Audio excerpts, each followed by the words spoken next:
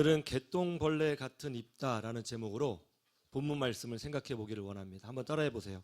개똥벌레 같은 입다. 오늘은 사사 입다를 공부하려고 합니다. 성경을 읽으면서 입다를 깊이 묵상했는데요. 개똥벌레가 생각이 났습니다.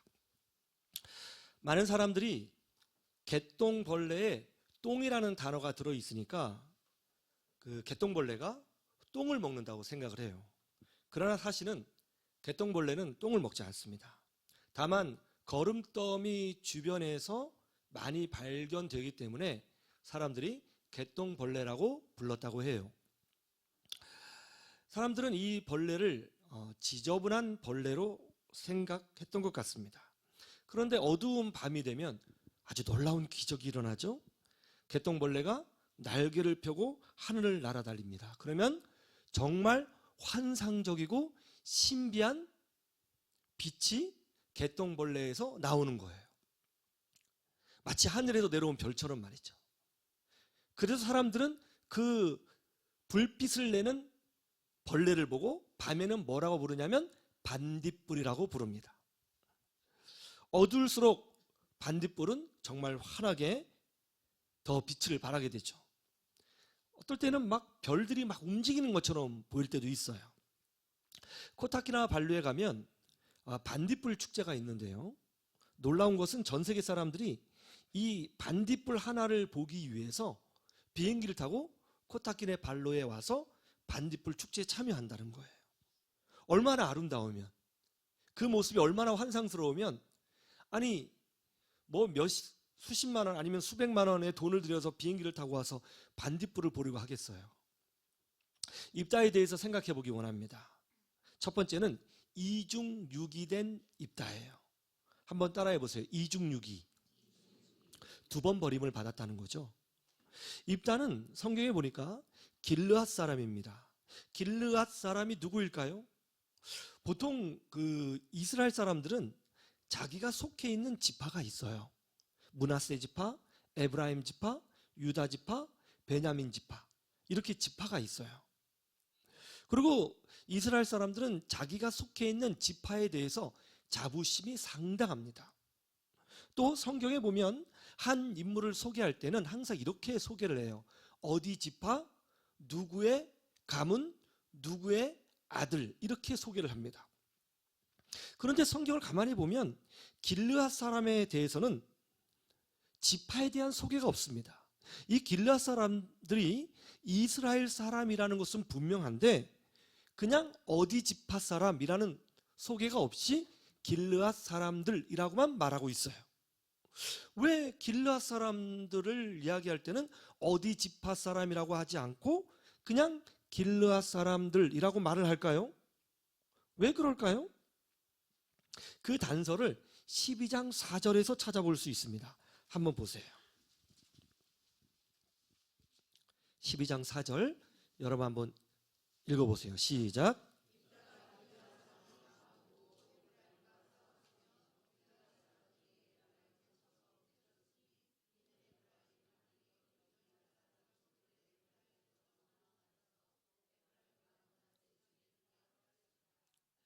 에브라임 사람들이 길르앗 사람들을 향해서 이렇게 말을 했다는 것이죠.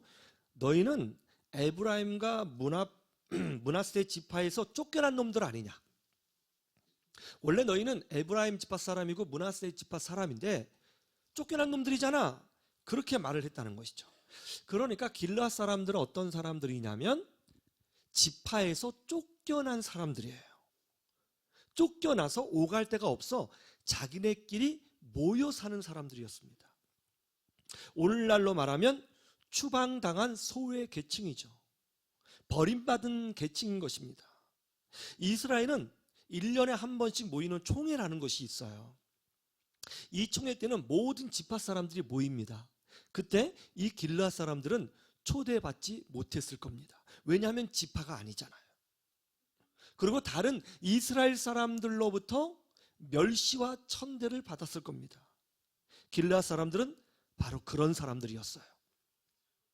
그런데 이렇게 길르앗 사람들, 쫓겨난 사람인 길르앗 사람들에게조차 쫓겨난 사람이 있어요. 그 사람이 바로 입다였습니다. 오늘 본문 말씀 1절에서 3절을 보세요. 이런 일이 벌어졌어요. 자, 1절에서 3절 같이 한번 볼까요? 시작.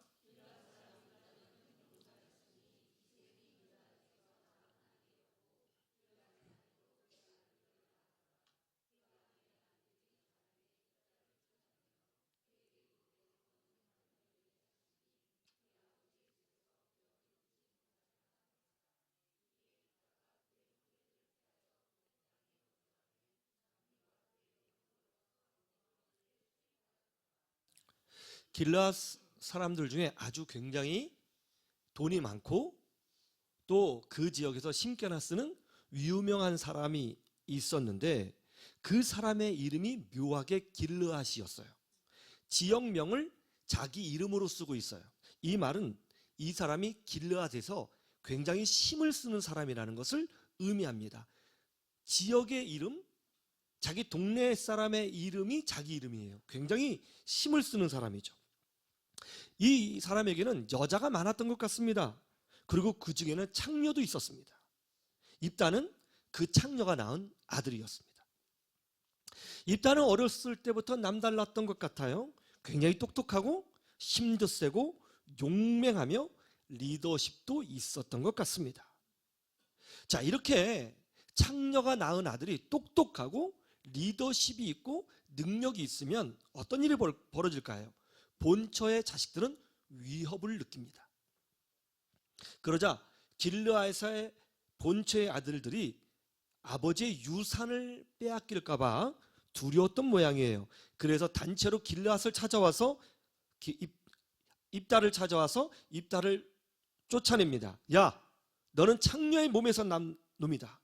너같이 천박한 놈이 어떻게 우리 가문의 일원이 될 수 있느냐? 너는 우리 집의 가업을 잊지 못한다. 그래서 입다가 그 이야기를 듣고 큰 상처를 받아 도망가듯이 다른 지역으로 떠나버립니다.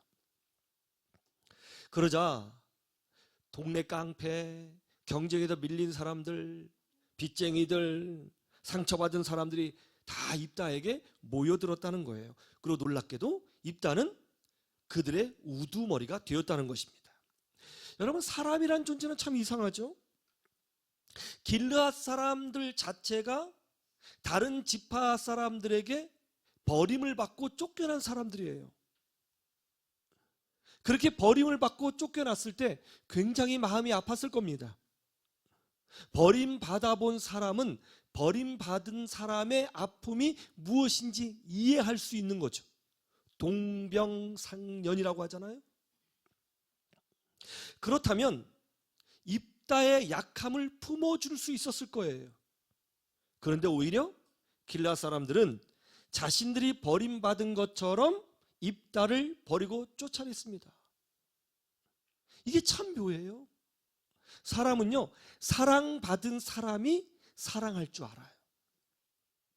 용서를 받아본 사람이 용서를 할 줄 알고요. 은혜를 입어본 사람이 은혜를 보여줄 줄 알아요. 감사를 경험한 사람이 감사를 표현을 할 줄 압니다. 그런데 말이죠, 반대로 상처받은 사람들이 상처를 줘요. 버림받은 사람들이 다른 사람을 쉽게 버립니다.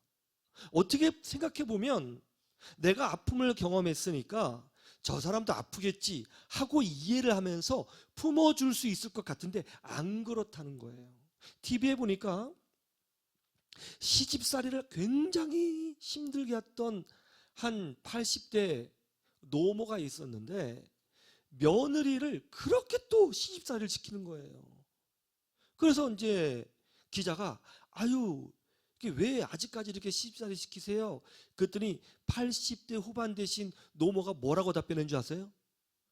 나 땐 더 했어. 나 땐 더 했어. 그 묘하죠? 본인이 그렇게 힘들었으면 며느리를 봤을 때 이 며느리도 힘들겠구나 그렇게 생각할 수 있잖아요. 그런데 안 그렇다는 거예요. 왜 우리가 하나님의 사랑을 경험해야 되는 줄 아세요? 하나님의 사랑을 경험한 사람이 하나님의 사랑을 보여줄 수 있어요. 왜 우리가 예배 시간에 은혜 받아야 되는 줄 아세요? 은혜를 받아본 사람이 집에 가서 아들에게, 딸에게 은혜를 보여줄 수 있고요, 이웃 사람에게 은혜를 보여줄 수 있어요. 은혜를 받지 못한 사람은 박해집니다. 버림받은 사람이 사람을 버려요. 상처 입은 사람이 상처를 줍니다. 참 사람이 묘합니다. 저는 여러분 모두가 예배 시간마다 여러분 가슴이 성령의 은혜로 예수 그리스도의 십자가의 보혈로 채워지고 은혜가 채워지기를 주님의 이름으로 축원합니다. 두 번째는 개똥벌레 같은 입다예요. 한번 따라해 보세요. 개똥벌레 같은 입다. 입다는 창녀의 아들로 태어났습니다. 그러나 입다는 나름 당당하게 살았던 것 같습니다. 왜냐하면 1절에 보니까 큰 용사라고 표현하고 있어요. 그는 비록 창녀의 아들로 태어났지만 그래도 자기 아버지는 동네에서 심게나 쓰는 길르앗이잖아요. 아버지가 좋은 분이잖아요. 아버지가 능력 있는 분이지 않습니까? 그래서 나름 어깨에 힘을 주고 살려고 노력했던 것 같습니다. 그리고 자기 자신이 생각하기를 나는 길르앗 가문의 일원이다, 이렇게 생각을 하며 살려고 했던 것 같아요. 아니 어쩌면 자기 자신이 창녀의 아들이라는 사실을 더 가리고 싶어서 의도적으로 그렇게 행동했을 수도 있을 것 같습니다. 그런데 어느 날 본처의 아들들이 찾아와서 입다를 짓밟아 버리죠. 야, 창녀의 자식 주제에 어디 우리 가문인 척 하는 거야? 이 천박한 놈이, 넌 우리 집 사람 될 수 없어. 그 말 한마디가 입다를 무너뜨리죠. 그런 말을 들었을 때 입다가 그 형제들과 싸울 수 있었어요. 근데 싸우지 않았어요. 성경에 보니까 아주 묘한 단어가 하나 있어요. 그게 뭐냐면 3절에 이렇게 돼 있어요. 이에 입다가 그의 형제들을 어떻게 했다고요? 피하여. 왜 피했을까요? 힘이 부족해서요? 죽을까 봐요? 아니에요. 입다가 더 힘세요. 입다가 더 강합니다. 근데 왜 피했어요? 자신의 감추고 싶은 약점을 드러내고 그것을 떠들고 그것을 밟아버리니까 자기 자신이 너무 초라하고 비참해서 무너진 겁니다. 피한 거죠. 얼마나 비참했을까요? 정말 자기 자신이 벌레처럼 느껴졌을 것 같아요. 그런데 그때 이스라엘의 전쟁이 일어나게 됩니다. 암몬 자손이 이스라엘 민족을 침공한 거예요. 길르앗 사람들은 암몬 자손을 막아낼 힘이 없었습니다. 그리고 길르앗 사람들을 끌어줄 리더도 없었어요. 그래서 길르앗 사람들이 다급하게 입다를 찾아갑니다. 그리고 사사인 입다 앞에서 간청을 합니다. 아니 지금 전쟁이 났어. 자네가 좀 어떻게 좀 해주면 안 되겠나? 그러자 입다가 이렇게 말을 하죠. 아니 지금 무슨 소리 하시는 겁니까? 나보러 창녀의 아들이라고 하면서 천박하다고 하면서 쫓아낼 때는 언제고 지금 다급하니까 이렇게 나를 찾아와서 도와달라고요? 이게 말이나 돼요? 그러자 이스라엘 사람들이 입다의 약점을 딱 건드려요. 이봐, 이번 위기에서 자네가 우리를 도와주면 자네야말로 길르앗 가문의 일원일 뿐만이 아니라 우리 길르앗 사람들의 리더가 되는 거야. 우리가 리더로 세워줄게. 자네야말로 길르앗 어르신의 용맹함을 이어받은 그 피를 그대로 받은 참 아들이 아닌가. 이 말에 입다가 무너져요. 사람은 자신의 약점, 자신의 결핍을 채우려고 몸부림치는 경향이 있어요. 키가 작아서 놀림받은 경험이 있는 사람은 어떻게 해서든지 키 큰 여자랑 결혼하려고 합니다. 왠지 모르겠어요. 저는 키가 작아 본 적이 없어서 죄송해요. 막 키 큰 여자랑 결혼하려고 해요. 그리고 어떨 때는 키 크는 수술까지 받습니다. 묘하죠. 어렸을 때 눈 작다고 놀림 받으신 분은 어떻게 해서든지 돈을 벌어서 앞을 틔우고 뒤를 틔워 눈을 크게 보이려고 노력합니다. 돈 때문에 서름 받은 사람들은요, 미친 듯이 돈에 집착합니다. 사람은요, 결핍이 있으면 그걸 채우려고 해요. 어렸을 때 사랑받지 못한 사람 있잖아요. 쉽게 남자를 만나고 쉽게 여자를 만납니다. 조금 나를 사랑하는 것 같으면 마음을 확 줘요. 인간은 자신의 결핍을 채우려고 몸부림치며 삽니다.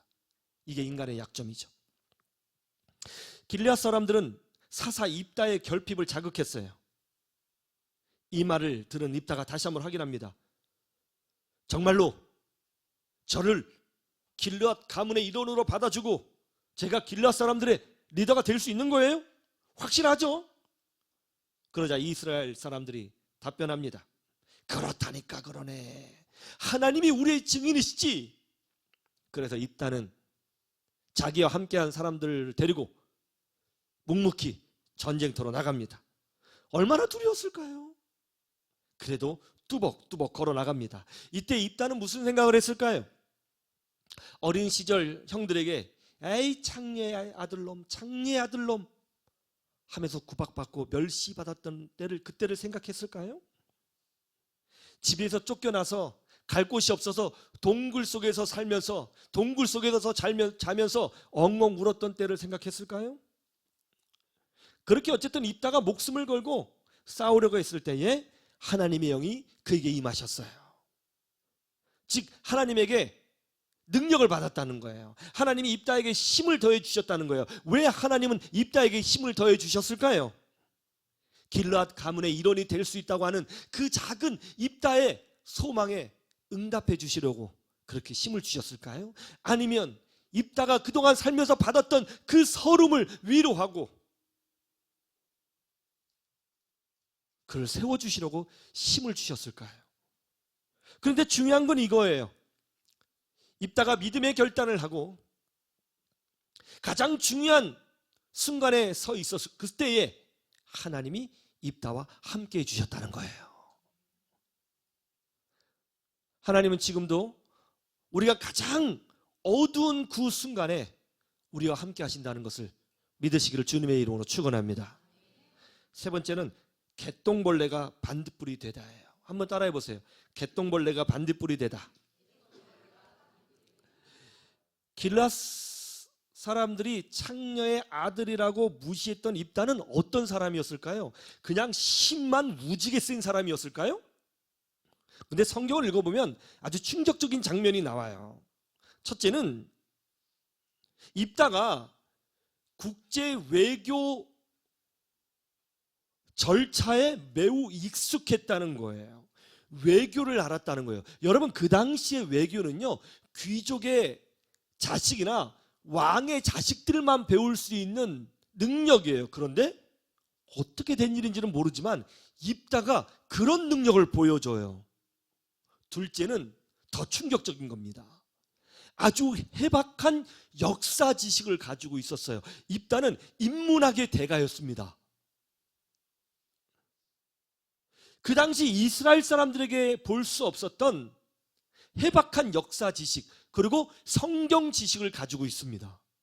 어떻게 창녀의 아들로 태어났던 입다가 이런 해박한 인문학과 역사와 성경 지식을 가지고 있게 되었는지는 모르겠어요. 그러나 그런 모습을 보여줘요. 충격적이죠. 한번 볼까요? 12절을 보세요. 자, 11장 12절 시작.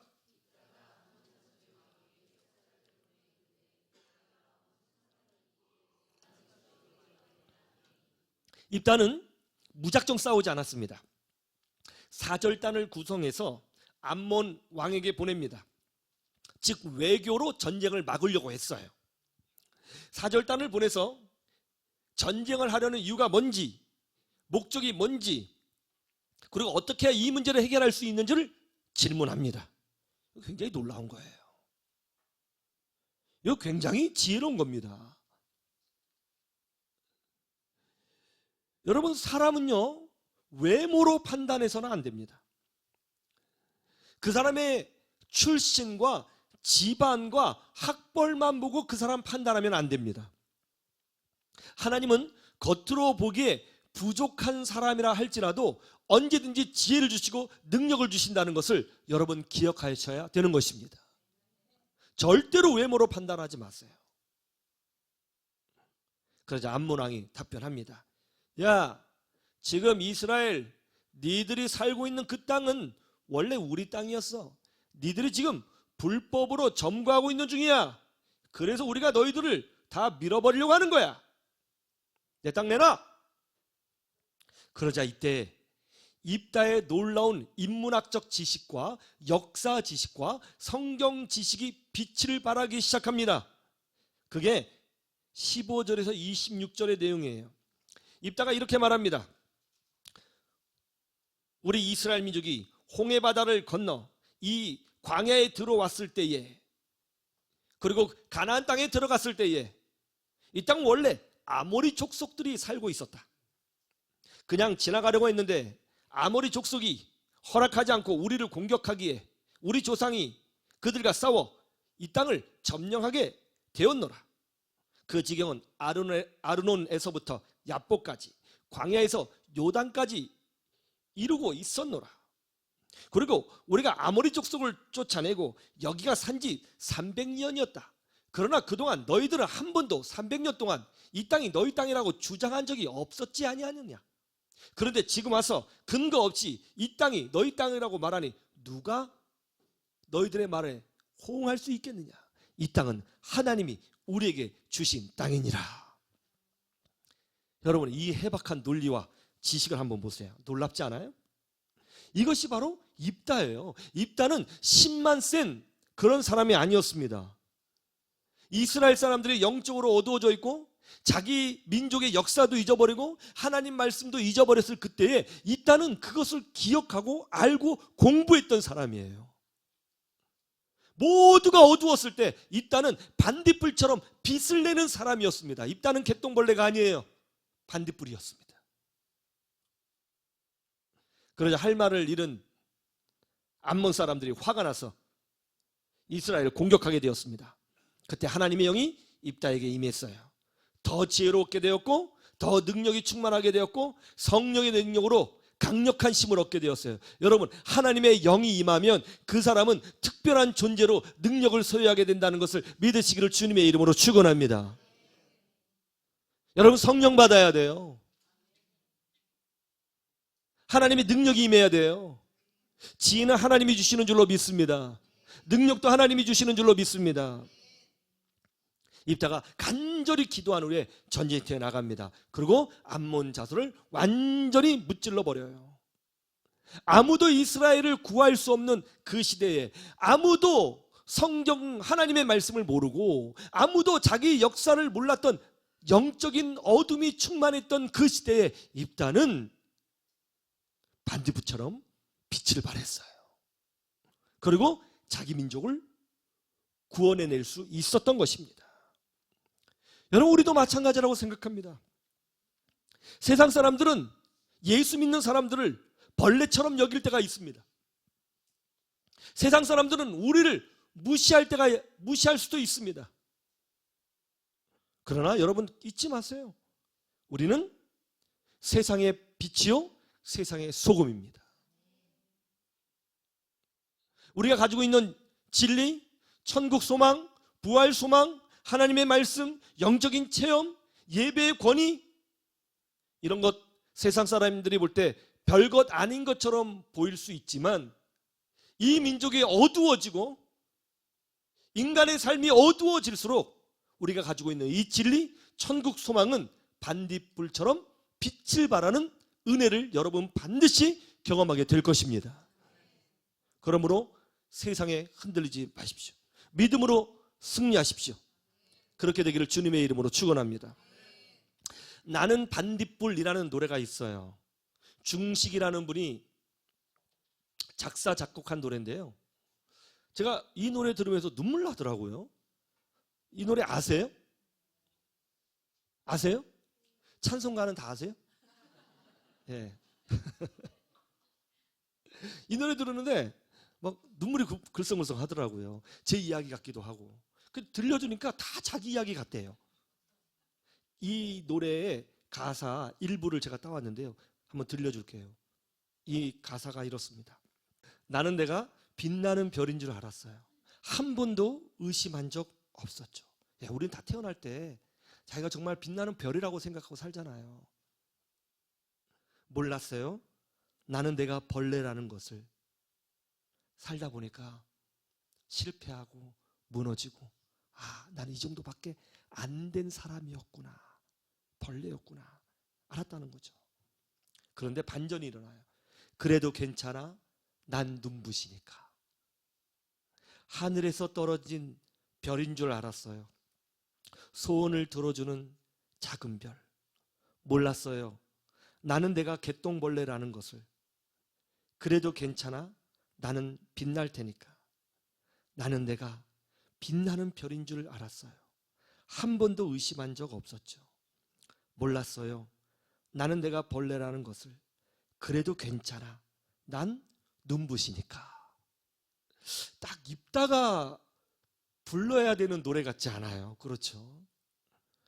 우리가 예수님을 믿고 십자가의 보혈로 죄사함을 경험하고 하나님의 자녀가 된 우리는 부족해도 빛을 발하는 반딧불 같은 존재가 되었다는 것을 믿으시기를 주님의 이름으로 축원합니다. 물론 우리는 별이 아닐 수도 있어요. 그러나 적어도 우리는 빛을 발하는 존재예요. 너희는 세상의 빛이요 세상의 소금이라. 그리고 우리는 축복의 통로입니다. 이 진리로 승리하시기를 주님의 이름으로 축원합니다. 축원합니다.